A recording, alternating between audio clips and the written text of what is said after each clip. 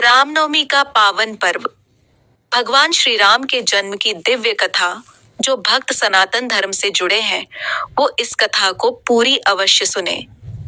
हिंदू धर्म में कई पवित्र त्योहार मनाए जाते हैं, लेकिन रामनवमी का पर्व विशेष महत्व रखता है।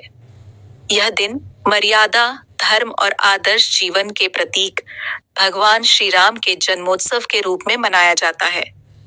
इस दिन घर घर में भक्ति, पूजा, कथा और भजन का वातावरण होता है। माना जाता है कि जो व्यक्ति सच्चे मन से भगवान राम का स्मरण करता है, उसके जीवन के दुख और कष्ट धीरे धीरे दूर होने लगते हैं। भगवान श्री राम का जन्म त्रेता युग में अयोध्या नगरी में हुआ था।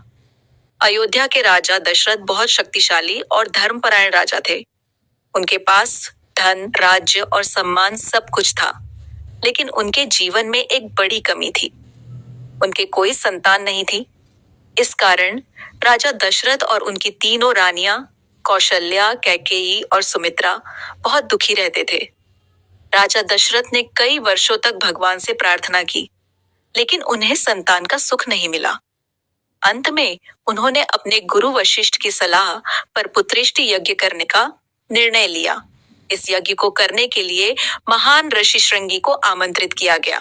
पूरे विधि विधान से यज्ञ शुरू हुआ। अयोध्या में चारों ओर मंत्रों की ध्वनि और भक्ति का वातावरण था। जब यज्ञ पूर्ण हुआ तब अग्निदेव प्रकट हुए और उन्होंने राजा दशरथ को एक दिव्य खीर से भरा हुआ पात्र दिया। उन्होंने कहा कि इस खीर को अपनी रानियों को खिलाओ, इससे तुम्हें दिव्य संतान की प्राप्ति होगी। राजा दशरथ बहुत प्रसन्न हुए। उन्होंने वह खीर अपनी तीनों रानियों में बांट दी। कुछ समय बाद तीनों रानियां गर्भवती हो गईं। पूरा अयोध्या नगर खुशियों से भर गया। समय बीतने के बाद चैत्र महीने के शुक्ल पक्ष की नवमी तिथि को माता कौशल्या ने भगवान श्री राम को जन्म दिया। उसी दिन माता कैकेयी ने भरत को और माता सुमित्रा ने लक्ष्मण और शत्रुघ्न को जन्म दिया। भगवान राम के जन्म के समय अयोध्या में अद्भुत और दिव्य संकेत दिखाई दिए। आकाश में देवता पुष्प वर्षा करने लगे, मंदिरों में अपने आप घंटियां बजने लगी और वातावरण में एक अनोखी शांति और आनंद फैल गया। ऐसा लग रहा था जैसे पूरी प्रकृति भगवान राम के आगमन का स्वागत कर रही हो। राजा दशरथ की खुशी का ठिकाना नहीं था। पूरे अयोध्या में उत्सव मनाया गया। गरीबों को दान दिया गया, मिठाइयां बांटी गईं और मंदिरों में विशेष पूजा हुई। हर जगह लोग भगवान राम के जन्म की खुशी मना रहे थे।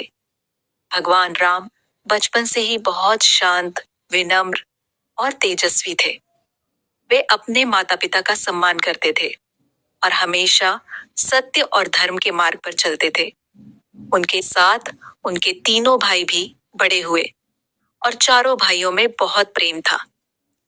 विशेष रूप से राम और लक्ष्मण का प्रेम बहुत प्रसिद्ध था।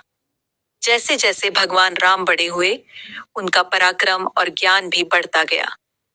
उन्होंने ऋषि विश्वामित्र के साथ जाकर कई राक्षसों का अंत किया और धर्म की रक्षा की। बाद में उनका विवाह माता सीता के साथ हुआ, जो राजा जनक की पुत्री थी। भगवान राम का जीवन हमें सिखाता है कि चाहे परिस्थितियां कैसी भी हों, हमें हमेशा सत्य, धर्म और मर्यादा का पालन करना चाहिए। इसी कारण भगवान राम को मर्यादा पुरुषोत्तम कहा जाता है। उन्होंने अपने जीवन में हर रिश्ते को पूरी ईमानदारी और कर्तव्य के साथ निभाया। रामनवमी के दिन लोग सुबह जल्दी उठकर स्नान करते हैं, मंदिर जाते हैं और भगवान राम की पूजा करते हैं। कई स्थानों पर रामायण का पाठ और राम कथा का आयोजन होता है। लोग व्रत रखते हैं और शाम को भजन कीर्तन करते हैं। इस दिन भगवान राम की झांकी सजाई जाती है और कई जगहों पर शोभा यात्रा भी निकाली जाती है। भक्त जय श्री राम के जयकारे लगाते हुए भगवान का गुणगान करते हैं। इस दिन का वातावरण बहुत ही पवित्र और भक्तिमय होता है। रामनवमी हमें यह भी सिखाती है कि भगवान का जन्म केवल एक घटना नहीं है, बल्कि वह धर्म और सत्य की जीत का प्रतीक है।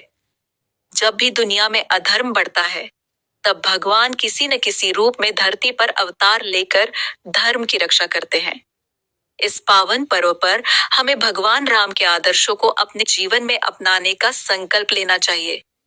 हमें सत्य बोलना, बड़ों का सम्मान करना, जरूरतमंदों की मदद करना और धर्म के मार्ग पर चलना चाहिए। जो व्यक्ति सच्चे मन से भगवान राम का नाम लेता है और उनके आदर्शों पर चलने की कोशिश करता है, उसके जीवन में शांति, सुख और सफलता जरूर आती है। अंत में यही कहा जा सकता है कि रामनवमी केवल एक त्योहार नहीं है, बल्कि यह हमें आदर्श जीवन जीने की प्रेरणा देता है। भगवान श्री राम का जन्म हमें यह याद दिलाता है कि सत्य और धर्म की हमेशा विजय होती है। ऐसे ही और कहानी और कथा सुनने के लिए हमारे चैनल को लाइक, शेयर, फॉलो और सब्सक्राइब करें। धन्यवाद।